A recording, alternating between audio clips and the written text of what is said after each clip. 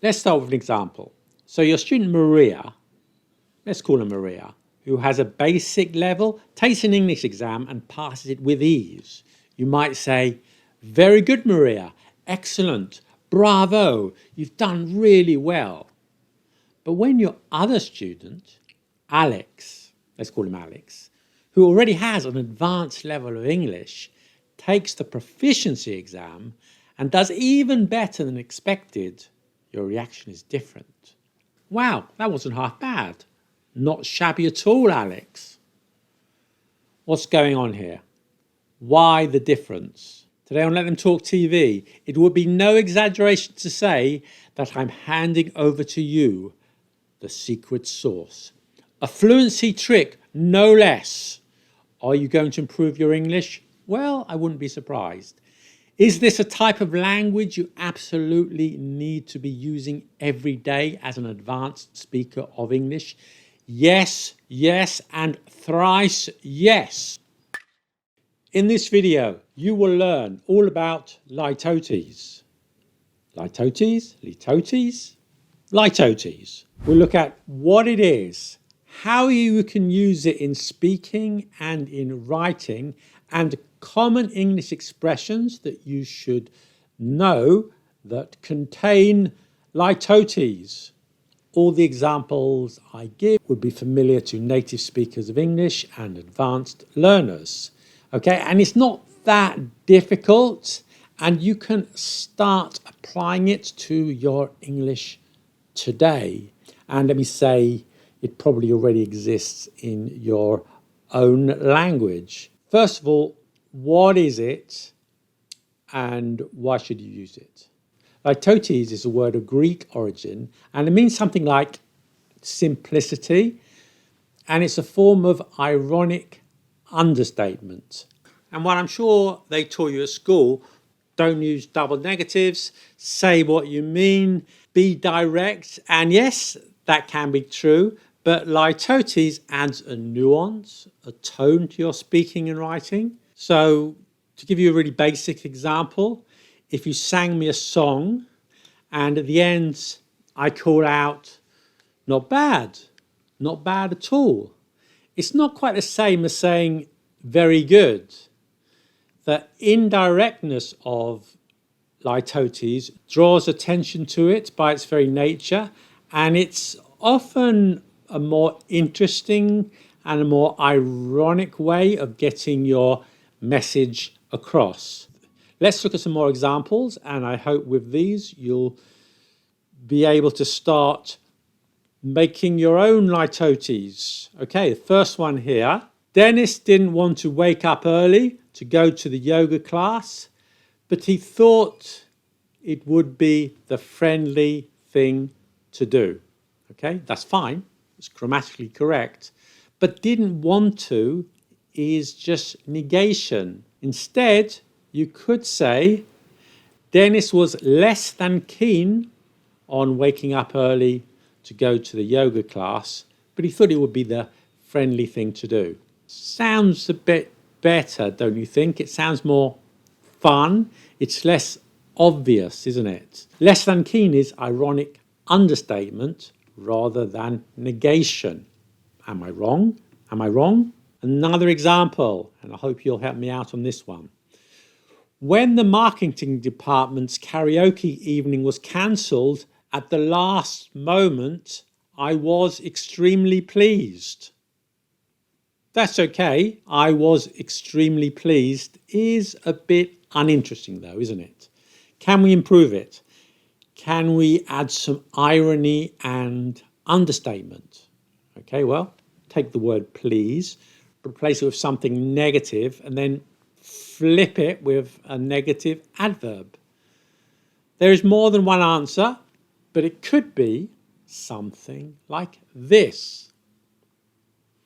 When the marketing department's karaoke evening was cancelled at the last moment, I wasn't exactly heartbroken. Okay? It's a tad more spicy, isn't it?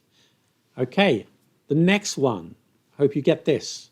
Henry had been hiking for 3 days without even a snack, And when he finally reached the town, he was really, really hungry. Okay, many options here. What would you say? Okay, stop the video if you like and think about it. And I'm going to give you just one example of my own. And here it is. Henry had been hiking for 3 days without even a snack. And when he finally reached town, he was more than a bit peckish. If you don't know the word peckish, it means a little bit hungry.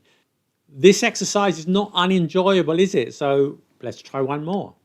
He appealed to the public for support, but one scandal after another had really harmed his reputation. I'm looking at really harmed his reputation. Can we say that in a different way? This is my version with litotes. He appealed to the public for support, but one scandal after another hadn't exactly left his reputation unblemished. Hope you've got it. But if you're still not sure what the fuck I'm talking about, just ask yourself this. Would a robot use litotes? Probably not. Arnie in the Terminator says, "I'll be back." I'll be back. Because he's a robot, and robots aren't programmed to use litotes. A human might say, "Well, I won't be long." Okay, it's not exactly the same meaning, but you get the idea. So if you want to sound more like a human being, then start using it. I've shown you how to make your own sentences with litotes, but now we're going to look at some common expressions in English that you'll come across in speech and in writing that use litotes. And I'm going to start with a few idioms.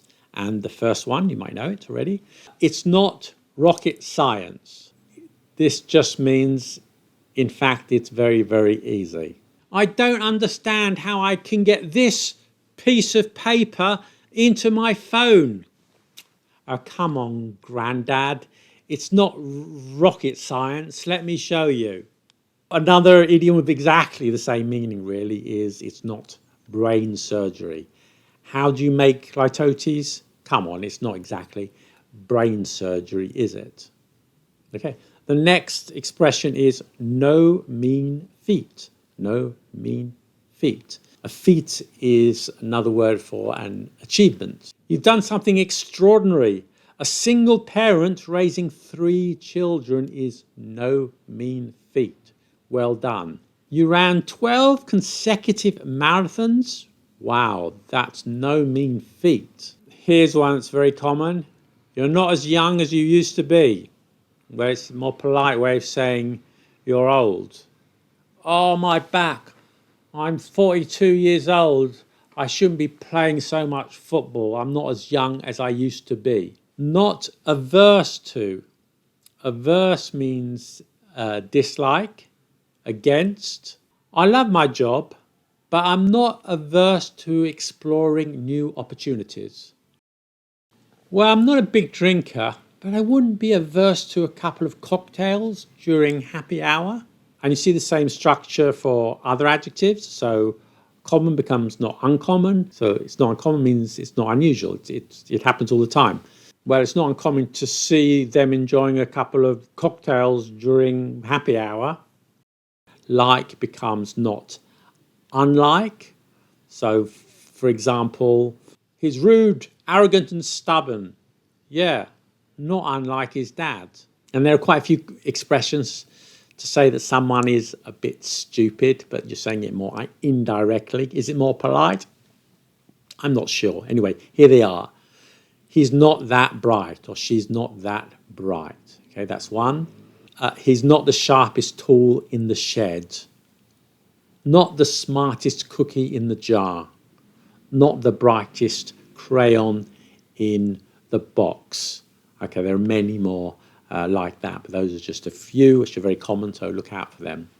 And I'm sure you're not unfamiliar with the expression, not my cup of tea.